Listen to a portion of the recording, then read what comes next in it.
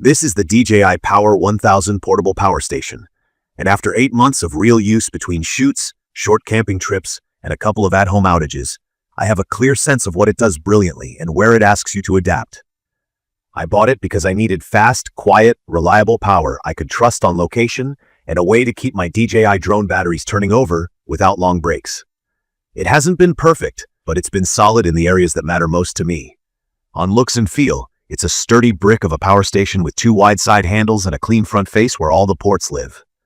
Everything important is right there.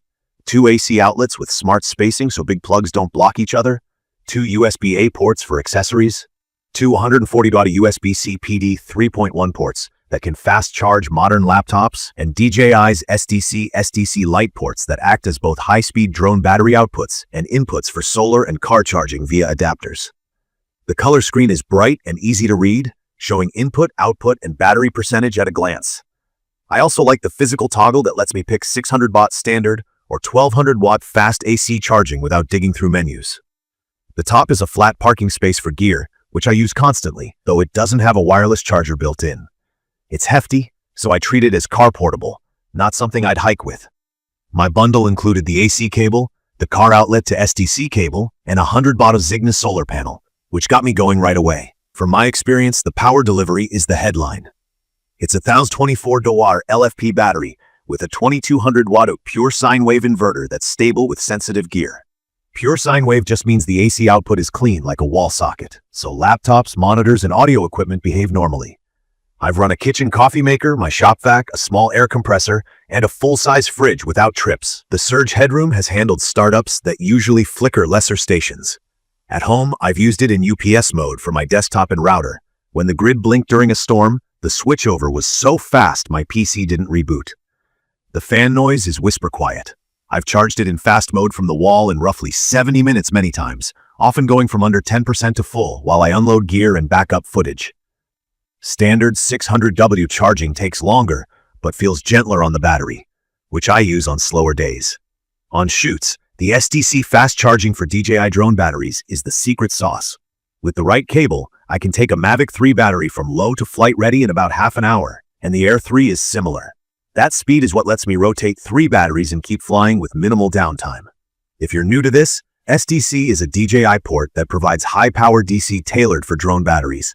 So it's not just a generic USB-C, it's designed for this job. The catch is you need the specific cable for your drone. I carry more than one because different models need different leads. Over months, that has been both a lifesaver and a point of friction. More on that in a second. Solar has been simple but modest with the included 100-watt panel. Under good sun, I see around 70 to 80-watt real input, which is fine for topping up a few 100-watt hours during lunch or keeping the station happy on a light-use day. If you want real solar throughput, you'll want more panel wattage and DJI's MPPT adapter module, which tops out at 400 watts input and prefers lower voltage arrays. Car charging through the included cable is dependable for road days, though it's slow by design and best used to arrive with a little extra in the tank. One thing to note, because the SDC ports are shared pathways, you can't use them for everything at once. If one SDC is tied up for solar input, you can't use that same port for a DC output at the same time. I did run into a software hiccup early on, where the screen flashed an overload warning and froze, even though the load was normal. A firmware update fixed it for me. To do that, I had to buy DJI's small connectivity dongle to access the app, tweak settings like charge limits, and install updates. I wish that connection were built in, but at least the update resolved the issue and the app has been steady since.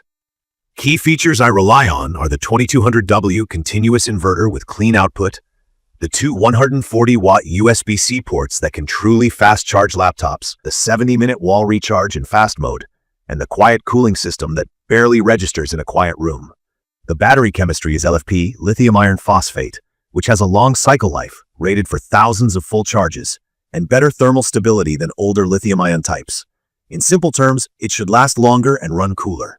In my opinion, that combination of fast AC refill, strong AC output, and quiet operation is what earns this unit a spot in my kit. It's perfect for DJI shooters who live on battery rotation, for small home backup where you need to keep the fridge, Wi-Fi, and a couple of lights going quietly, and for car-based camping when you want reliable power without a gas generator.